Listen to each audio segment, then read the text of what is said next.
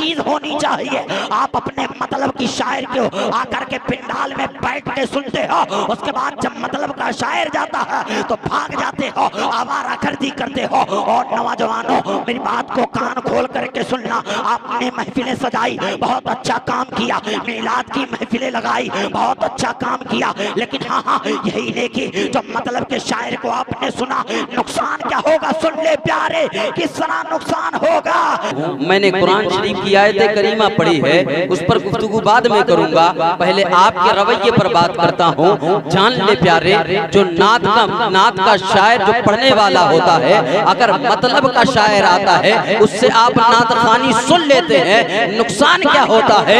मेरे आका नहीं बल्कि खुदा ने कहा है, ये वाला तकुलु लिमन युक्तलु फी सबीलिल्लाह।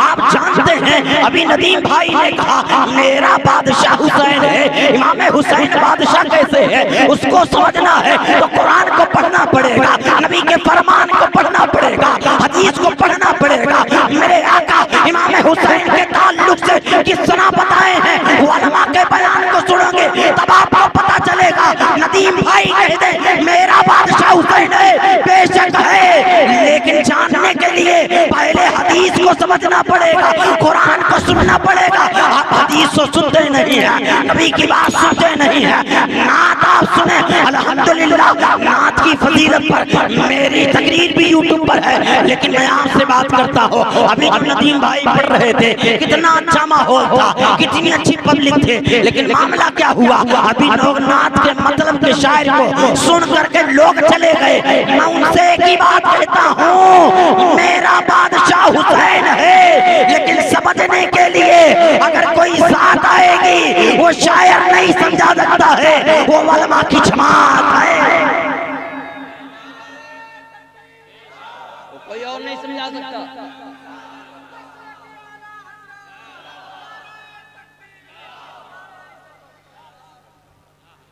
आप दो चार लोग जिस तरह बैठे हैं, जैसे बैठे हैं, दो चार बातें आपसे करता हूं, अपनी बात खत्म करता हूं। देखें मामला क्या है। आप हुजूर मुफ्ती आज़म हिंद का नाम सुने? अरे बोले यार, नाम सुने? हुजूर मुफ्ती आज़म हिंद बरेली शरीफ की ट्रेन है, अजमेर शरीफ की ट्रेन है और बरेली शरीफ आना है, रात की ट्रेन है, वहां से उनको आना है। लेकिन मामला क्या होता है आप जानते हैं। और मौलाना रहमतुल्लाह साहब, हमारे यहाँ शरीफों की भी कमी नहीं है। अजमेर शरीफ है, बरेली शरीफ है, केचौचा शरीफ है, यहाँ शरीफ वहाँ शरीफ। एक तो मौली साहब खड़े हो गए, कहने लगे तुम्हारे यहाँ अजीब हाल है, जिसको देखो उसको शरीफ कहने लगते हो। तब वो टंगा पैजामा वाला मौलवी था, उससे हजरत कहने लगे आखिर तेरे यहाँ कितना शरीफ है। उसने कहा हमारे यहाँ दो ही शरीफ है, या तो मक्का शरीफ है या तो मदीना शरीफ है। अब ट्रेन में सफर कर रहे हैं, सफर करते करते चायने वाले चाय लेकर आते हैं, उसके बाद कहते हैं इसको दे दो, उसको दे दो, उसको एक चाय दे दो। उसके बाद हजरत कहते हैं इस कमीने को भी एक चाय दे दो। इतना कहना था, कहते हैं हजरत मैं किधर से कमीना दिखता हूँ, किधर से नालायक दिखता हूँ। तब फिर हजरत ने कहा ये मैंने नहीं कहा, तूने खुद कहा है हमारे यहाँ दो ही शरीफ है, या तो मक्का शरीफ है या तो मदीना शरीफ है। ना तुम मक्का हो ना मदीना हो तो पता चला तुम कमीना हो। ना मक्का हो ना मदीना हो तो पता चला कमीना हो। अब वही बरेली शरीफ है, आना है अजमेर शरीफ से, रात की ट्रेन है, हुजूर मुफ्ती आज़म हिंद है। अब देखे प्यारे 72वां नंबर सीट पर हुजूर मुफ्ती आज़म हिंद बैठते हैं। मामला क्या होता है, वरना मैं गुफ्तगू का आगाज बहुत अच्छे से करता, लेकिन आपका रवैया देखकर आप पर बात कर रहा हूँ। सुनिए प्यारे, हुजूर मुफ्ती आज़म हिंद है, अब रात की ट्रेन है, 72वां नंबर सीट पर हुजूर मुफ्ती आज़म हिंद बैठ जाते हैं। मामला क्या होता है, अब रात के हिस्से में चल रहे हैं, एक पंडित साहब आ जाते हैं। अभी रामायण आपने खूब सुना, संस्कृत आपने खूब सुना, आपने बातें खूब सुनी, सुनना चाहिए, लेकिन मैं आपको बताऊं वही पंडित जी आते हैं। आने के बाद कभी इधर जाते कभी उधर जाते हैं, कभी इधर जाते कभी उधर जाते हैं, पूरे पैसेंजरों को चेक करने लगते हैं। आखिर पढ़ कौन रहा है, मेरे कान में जो आवाज आ रही है, मेरे कान में जो सदा आ रही है, मेरे कान में जो आवाज आ रही है वो किधर से आ रही है। अब वो पंडित हैरान और परेशान हो गया, सारे पैसेंजरों को चेक कर डाला, कोई नहीं पढ़ रहा है। उसके बाद वही पंडित आकर के हुजूर मुफ्ती आज़म हिंद को अपना कान को चेक करने लगता है, अपने कान को लगाता है, हुजूर मुफ्ती आज़म हिंद के मुंह के करीब चेक करने लगता है। आखिर ये मौलाना तो नहीं पढ़ रहे हैं। उसके बाद हुजूर मुफ्ती आज़म हिंद बेदार हो जाते हैं, कहते हैं ओ मौलाना, वो पंडित जी क्या मालूम करना चाहते हो, ओ महाराज क्या मालूम करना चाहते हो। इतना कहना था, मामला क्या होता है आप जानते हैं। जैसे ही हुजूर मुफ्ती आज़म हिंद से पूछते हैं तब फिर पंडित कहता है ओ मौलाना साहब समझ में नहीं आ रहा है, पता नहीं कौन पढ़ रहा है, सारे पैसेंजरों को चेक कर लिया हो, हर एक को चेक कर लिया हो, लेकिन मामला समझ में नहीं आ रहा है। यही कहना था। हुजूर मुफ्ती आज़म हिंद कहते हैं ओ पंडित सुनो, ये ट्रेन के पटरी के चलने से आवाज आ रही है, वही ला इलाहा इल्लल्लाह की सदा है, कोई और नहीं पैसेंजर पढ़ रहा है। तब फिर पंडित कहता है मैं जनाब बेवकूफ नहीं हूँ, इतना जरूर जानता हूँ, लोहा लोहे से टकराता है तो चक चक की आवाज होती है, शीशा शीशे से टकराता है तो चक चक की आवाज होती है, लकड़ी लकड़ी से टकराता है तो पट पट की आवाज होती है। अब लोहे का चक्का है, लोहे की पटरी है, ला इलाहा इल्लल्लाह का नगमा बन जाए, मैं नहीं मानता। रदा के शेर को चला लाया हुजूर मुफ्ती आज़म हिंद, उसकी कलाई को छोड़ते हैं, उसके कान को अपने सीने से लगाते हैं, थोड़ी देर बाद छोड़ देते हैं, तर तर तर तर कांपने लगा हुजूर मुफ्ती आज़म हिंद से। वो पंडित कहता है ओ मौलाना गजब हो गया, कहते क्या हुआ।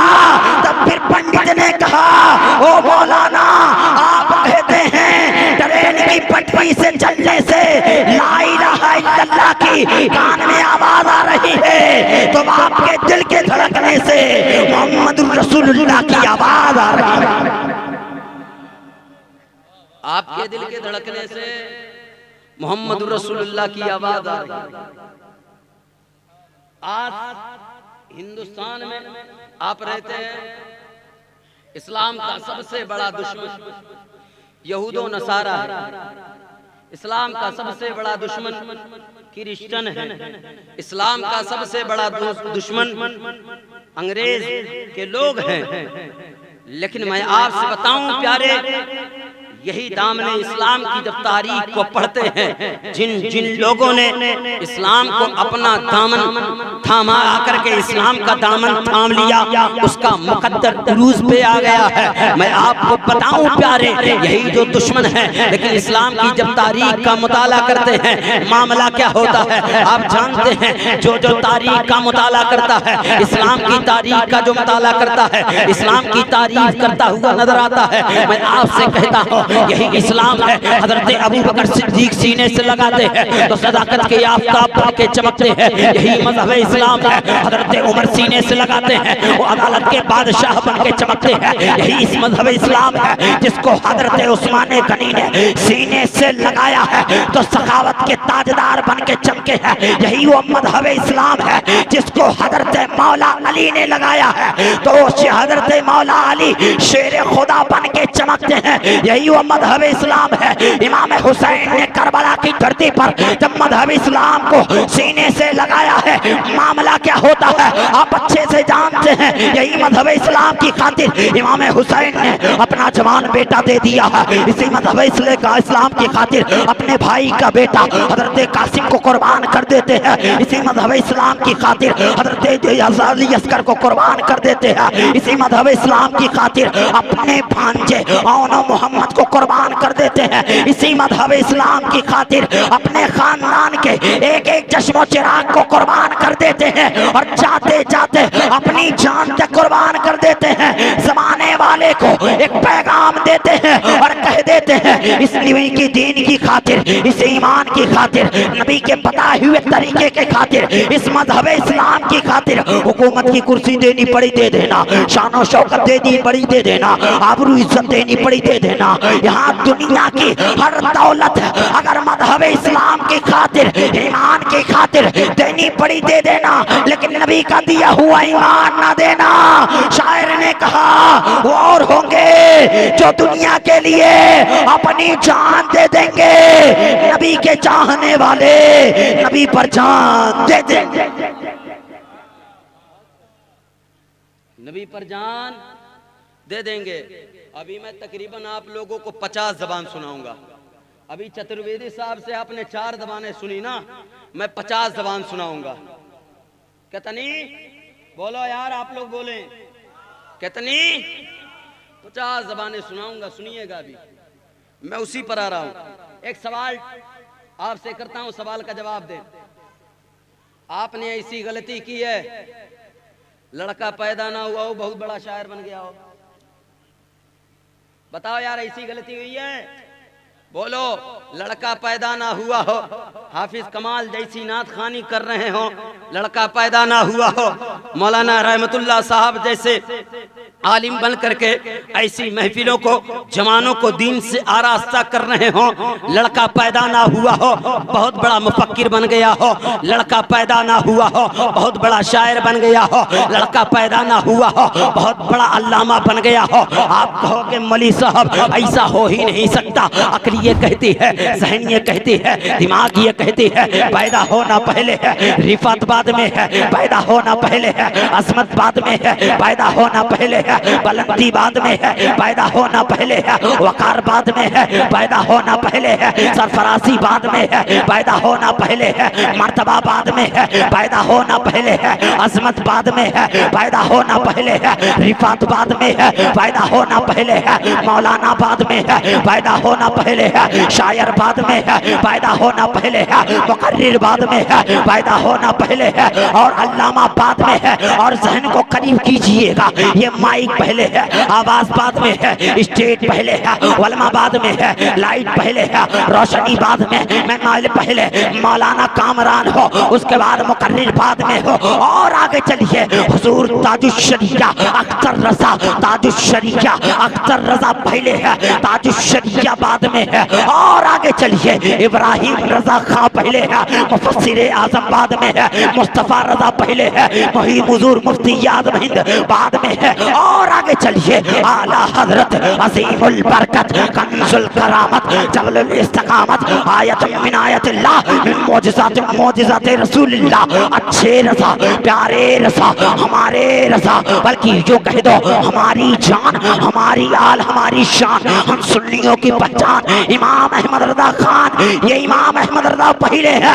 मुजद्दिद आज़म बाद में है, और आगे चलिए कुतुबुद्दीन पहले है, बख्तियार काकी बाद में है, मोइनुद्दीन पहले है, हिंदुस्तान के बेताज बादशाह बाद में है, और आगे चलिए अब्दुल कादिर पहले है, गौसे आज़म बाद में है, और आगे चलिए असगर पहले है, शहादत बाद में है, अब्बास पहले है, अलमबरदार बाद में है, नहर पहले है, फुरात बाद में है, और आगे चलिए हुसैन पहले है, शहीद आज़म बाद में है, और आगे चलिए हजरत अबू बकर सिद्दीक पहले है, अबू बकर है, सिद्दीक आज़म बाद में है, उमर पहले है, फारूक आज़म बाद में है, उस्मान पहले है, ज़ुन्नुरैन बाद में है, अली पहले है, शेर खुदा बाद में है, और आगे चलिए, और आगे चलिए, और आगे चलिए आदम पहले है, सफीउल्लाह बाद में है, नूह पहले है, नजीउल्लाह बाद में है, ईसा पहले है, रूहुल्लाह बाद में है। लेकिन रज़ाए मुस्तफ़ा की महफिल में आने वालों और नबी की महफिल में आने वालों, नबी की महफिल में आकर के बैठ करके नबी के जिक्र सुनने वालों, कान खोल करके सुन लो, आदम पहले है, सफीउल्लाह बाद में है, नूह पहले है, नजीउल्लाह बाद में है, इब्राहिम पहले है, खलीलुल्लाह बाद में है, ईसा पहले है, रूहुल्लाह बाद में। लेकिन हमारा नबी पहले रसूलुल्लाह है, अब्दुल्लाह का दुर्रे यतीम बाद में, पहले रसूलुल्लाह है, आमना का बेटा बाद में।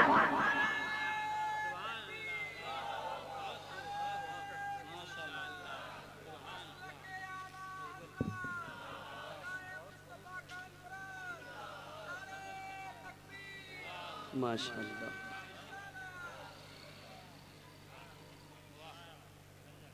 ऐसे आप 2-4 ही लोग हैं, लेकिन सुने मोहब्बत से, सुने जिस तरह बैठे हैं सुने मोहब्बत से। क्योंकि आप अपने मतलब के शायर को सुन करके जो जो चले जाते हैं, नुकसान सुन लें, वही चीज उसको नुकसान देगा कल बरोसे कयामत के दिन, वही चीज उसको नुकसान देगा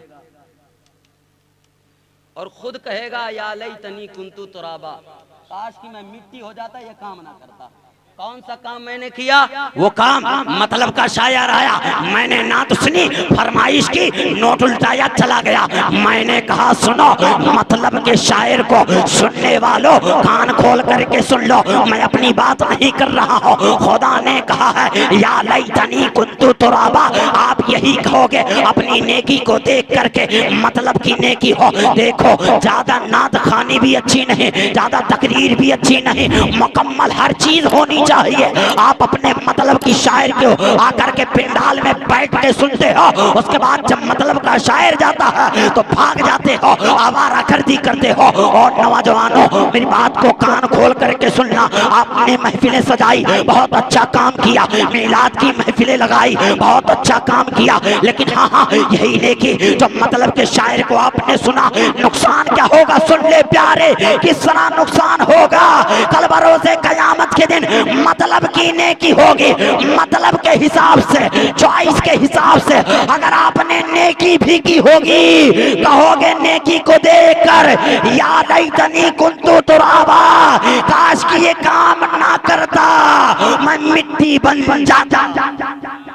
बताओ, अभी आपने यही काम तो किया है, लेकिन जो बैठे हैं मुबारकबाद के लायक हैं, लेकिन जो चले गए कुरान के खिलाफ उसने काम किया। माशाअल्लाह, बहुत अच्छा सुन रहे, सुनते रहे आप, बहुत अच्छा सुन रहे हैं। एक सवाल और करूं, उसके बाद बात समेटता हूं।